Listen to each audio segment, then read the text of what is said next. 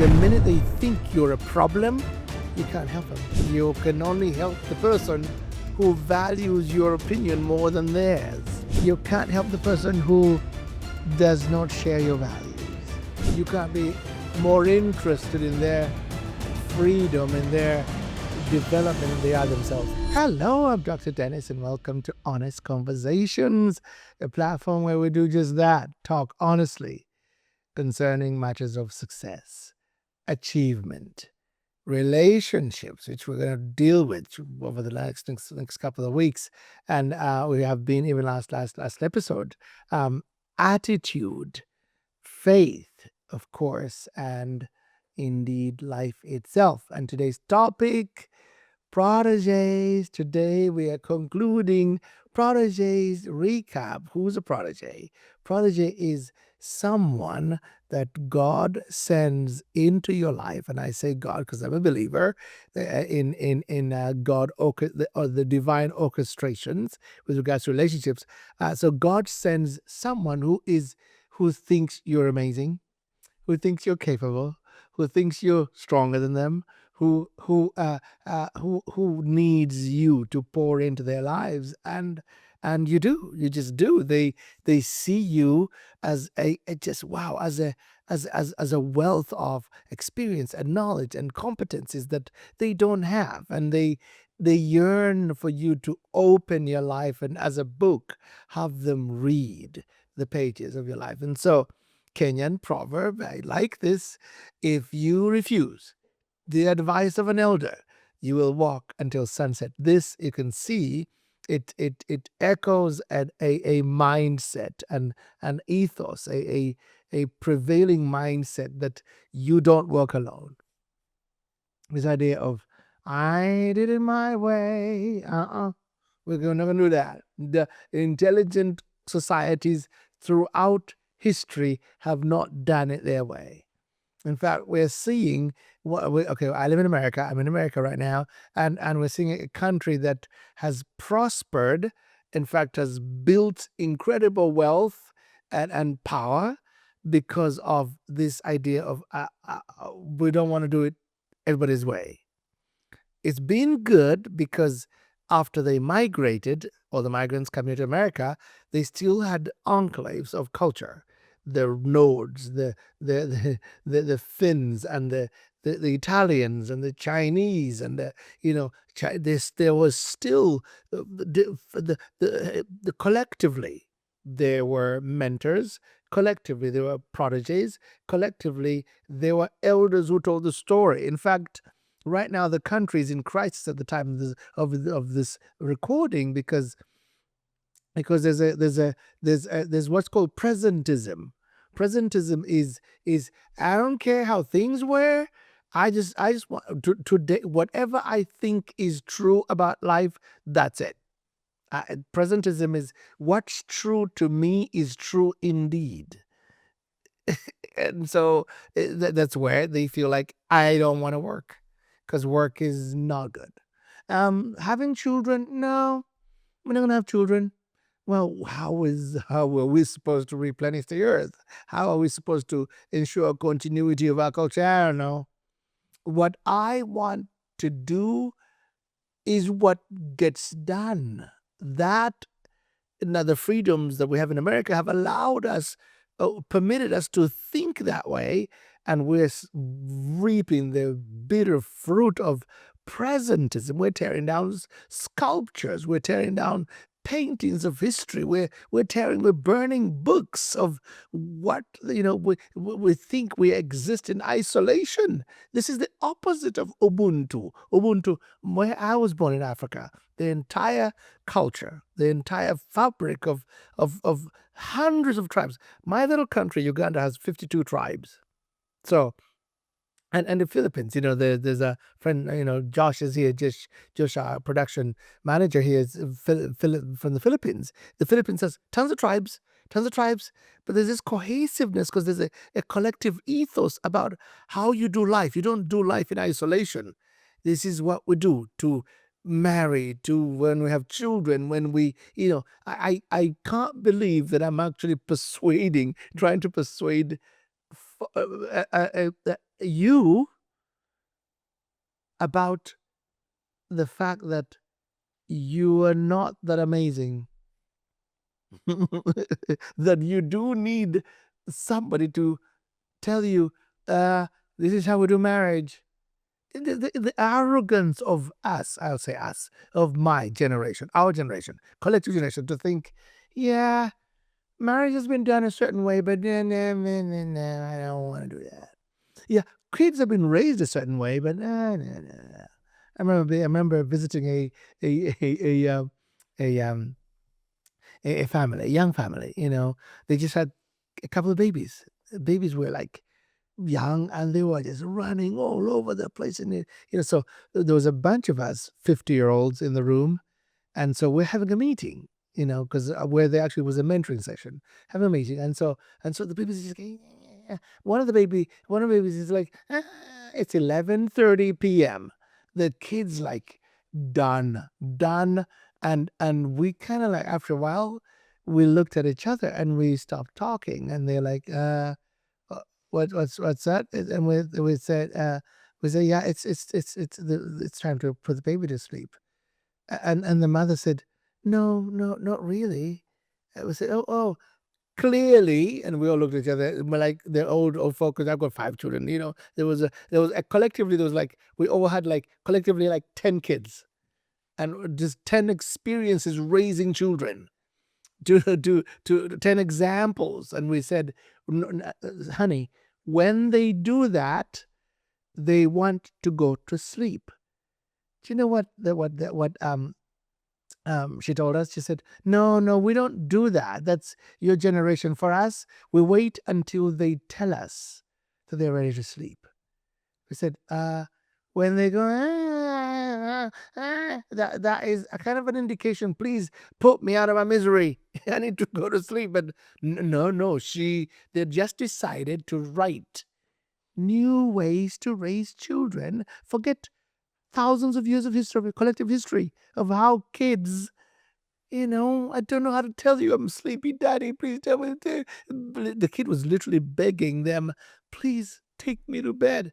No, because of the arrogance of a generation that believes I'm just going to do it how I want to do it. So if you refuse the advice of an elder, the Kenyan say you will walk until sunset. So last episode, we started to talk about qualifications. Just because somebody wants to be mentored, trained, taught, doesn't mean they're ready to. And how do you know? We talked about 5 ways. They're number one, an open book, ready to learn. Number two, they're likable. They don't irritate you. Number three, they're pliable. They don't have opinions where they don't care what you're saying. They're there to learn. Number four, they're respectful. Number five, they're diligent. So I start doing those. Remember my journey. I've learned this. I didn't read these things. I observed these things, and I wrote these things down, and now they're taught around the world. So I am doing these things with people, but I realized, okay, for some people, none of these things were working. So, okay, I do the qualifications, and I'm like, okay, yeah, they're open book, they're likable, they're pliable, they're respectful, they're diligent. They're ready to learn. Uh, no, they're not. So I wrote down, ready for this one, 7 impregnable attitudes that prevent or destroy the mentor protege relationship. 7 reasons why people don't learn. In fact, these are 7 people you cannot help. These attitudes of these 7 people, 7 attitudes in people you cannot help. Number one, they don't acknowledge the problem, which is, you keep telling them, they're like, yeah, but I'm in debt again. I need some money. Look, let me help you. You're spending a whole lot more money than you will make. No, but I wanted it. But I believed God for it. But I think God was giving it just for us. In the Christian world, we sometimes make God say things He's not saying. You know, No. You can't help the person who refuses to acknowledge they have a problem. Number two, you can't help the person who thinks you are their problem. Yeah, because I've had that too, where where yeah, especially if you're a boss of you keep holding the guy accountable, keep holding that accountable, holding it, you're late. So so they begin to think, I would be happy had it not been for you. If it were not for you, I'd be happy in this company. But you're the one who just, so guess what? The minute they think you're a problem, you can't help them. I've been here before with trying to help people get over stuff, break habits, for example. Whoa. If they, you know what, I'll be happy, but you keep telling me I can't do drugs. I can't have sex with my girlfriend. You just, you're my problem, especially kids, families in families. Daddy can't help your son. Why? Because he is mad at him because he won't let him do what he wants. If the minute you think, the minute you think that the person is your problem. Hey there, Josh here. I'm the producer of this podcast. Before we dive back into this episode, I just want to share with you the best way to support honest conversations. If you believe in what we're doing here and the mission of this podcast, then I encourage you to check out the link on the screen or in the description box below. It's called Patreon. And if you're a Patreon member, we have some cool perks that we give as a thank you for your support. Things like early access to future episodes, access to our suggestion box, and a monthly live Q&A with Dr. Dennis, where we talk about the things that we discuss here on this podcast. If that interests you and you want to help us keep this podcast going, then I encourage you to check out those links. Now back to the episode. The minute you think that the person is your problem, they can't help you anymore. So number three, you can't help a person who thinks that yours is just another opinion. Yeah. Another opinion. So for example, hey, Pastor Dennis, because one of the things I do is pastoring. Pastor Dennis, hey, I think my wife and I, we just want to buy this house. You're like, you can't buy that house because you just told me you just lost your job, or your job is hanging in the balance, and besides, the car note is good. No, I really think it's, I just I just that's it. The minute they have their own opinion, you can't help them. You can only help the person who values your opinion more than theirs. That's the whole thing, right? The whole thing of mentoring. My mentor, ideally, your mentor knows more than you. Your mentor is more experienced than you. Your mentor has been where you haven't been. Right? Okay, number 4. You can't help the person who keeps the wrong company. Yep. And I've been here before as well. Hey, we get you out, move you out of that cohabitation thing. You can't move in with your boyfriend. He's not going to help you. You may get pregnant, so let's move you out. So you help them. They move out. They start to, you're mentoring them. You're helping them do life. You get them a job, but they keep hanging out with the boyfriend.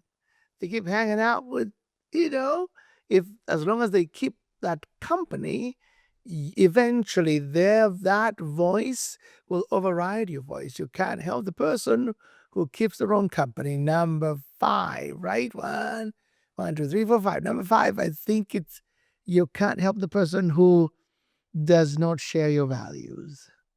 Yeah. Yeah, because your values, you're trying to say, let's keep the same example. Yeah, sex before marriage. If you move in before you get married, before he puts a ring on it, it, yeah, he's not going to want to. You shouldn't. Because sex before marriage is bad, for example, if that's a value. If your mentor believes that, right? Sex before marriage is bad. Why? Because it's, causes issues. And so if the person who's coming to you to be mentored doesn't believe that as a value, you can help them. You can help them. Hey, you can't spend money you don't have. That's a value. We buy what we can afford. But if I am mentoring somebody who doesn't believe that, and I'm trying to tell them about prudence and financial stewardship, as long as they don't embrace the value, they how am I going to help them? Mine is just another opinion again. And number six, they don't share your agenda. You can't help the person who doesn't share your agenda. Means outcome. We want to get to debt free. We want to grow you. We want to get you a job. So you stop borrowing money from everybody. We want to get you financially independent. We want to, so if that's your mentor wants, so you have to share the same agenda with the person helping you or the person you're helping, or you won't be able to help them. And number seven, you can't help a person who's not hungry for it. Oh man, I've been there. I've been there tons of times. Hey, somebody comes and says, "Hey, Dr. Dennis, please mentor me," and you're like, "Okay, good." So you man, I just begin to love him. I just fall in love with the kid. I just want to help him. So you just, so you're just he starts to do gets married and he's but he and you want to help them, but you want to help them more than they want to help themselves. Guess who's calling all the time? Guess who is, hey, did you do that? Hey, hey, did you, it can't be that way. In fact, it should be the other way around. If you're mentoring somebody, they should be looking for you more than you look for them. You can't be more interested in their freedom and their development than they are themselves. I'm going to repeat that because it's really important. In order for me to help someone, I cannot be more interested or more enthused or more passionate about their well being than they are themselves. You don't know how many times I've got a job. For example, somebody calls me and says, can you send me some money? I'm like, okay, so I'll send you some money. Say, but wait, I can do better than that. I can get you a job. And they're like, yeah, okay. So I make a call. Hey, because there's several countries where I can do that. So I call and I say, hey, here's this buddy of mine, a young man. I want to help. He he really needs a job. This is his skill level. The guy says, "Hey, Dennis, Dr. Dennis, for you, anything for you." So have him come tomorrow, 8 a.m. Man, 8 a.m. So I call him. I said, "Hey, Bob, you tomorrow, I want you to go to this road here. Go to this building. You will get a job tomorrow." And he's quiet. Yeah, did you hear me? Bob, they're gonna hire you tomorrow. You're gonna have a job tomorrow. So I'm just excited. So I mean, Bob's quiet. So Bob eventually says, "Yeah, I know. Can you send me some money though?" I'm like, "Okay, yeah, okay, I can, but you got to take some off for transport. I'll send you transport money. I'll put a little bit extra for your transport tomorrow to go for your job application, right?" And they're silent. They're quiet. Then he says, "Hey, and Bob, it's 8 a.m." Bob says, "Oh man, I don't want to wake up, bro. 8 a.m. Can you change it to 10?" I'm already thinking we're in trouble.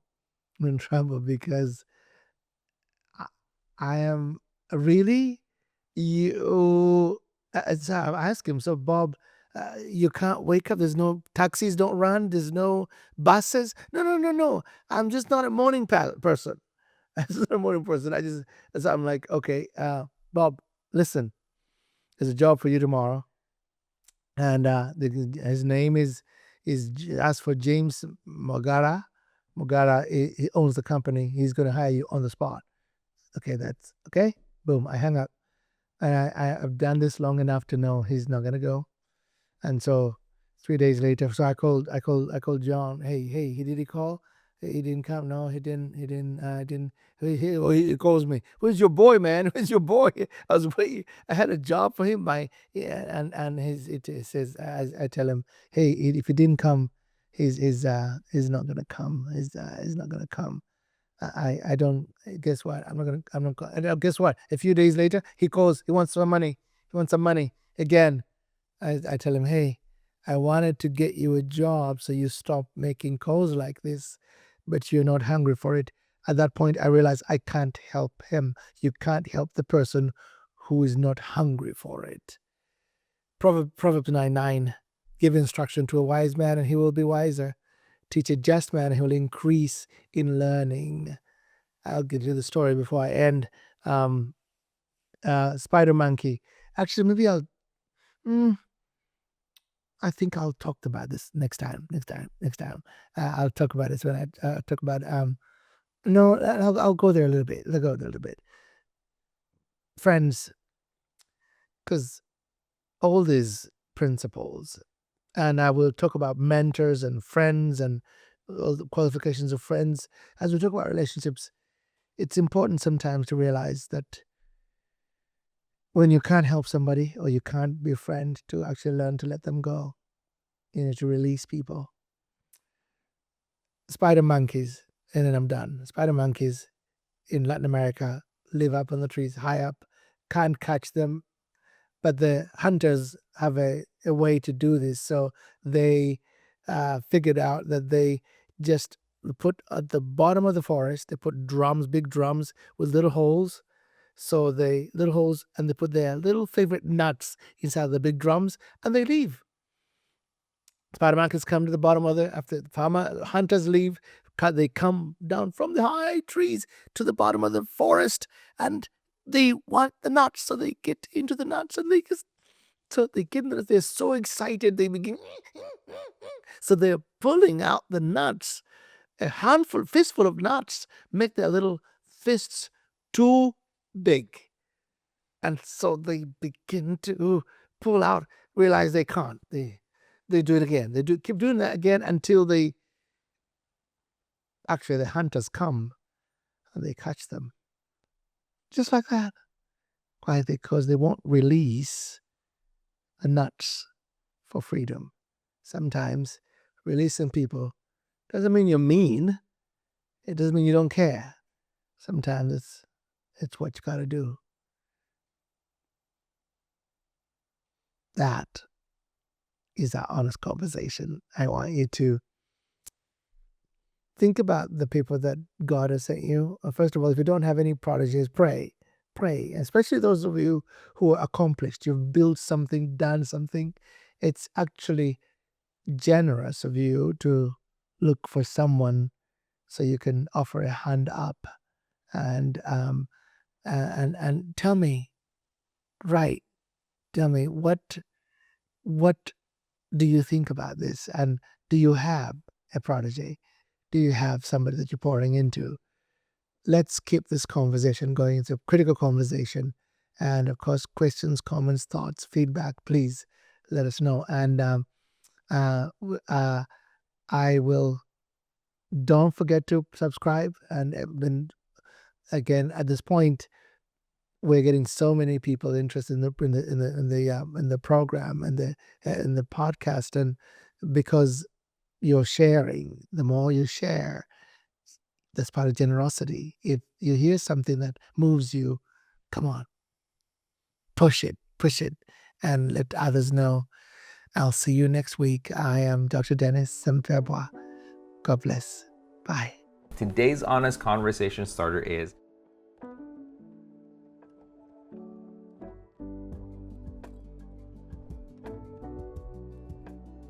Anyway, thank you so much for every single person that watched or listened to this podcast. We are so, so grateful for your ongoing support. And speaking of support, we cannot miss out on an opportunity to thank our Patreon supporters for helping us keep this podcast going. And an even bigger shout out to our Patreon supporters that are on the off the record tier. Huge shout out to you guys. You are on the highest level of support for our podcast, and we want to give you a special shout out by displaying your name on the screen. All right, thank you so much once again. We hope you have an amazing week ahead, and we'll see you in the next conversation, next episode of Honest Conversations. Bye-bye.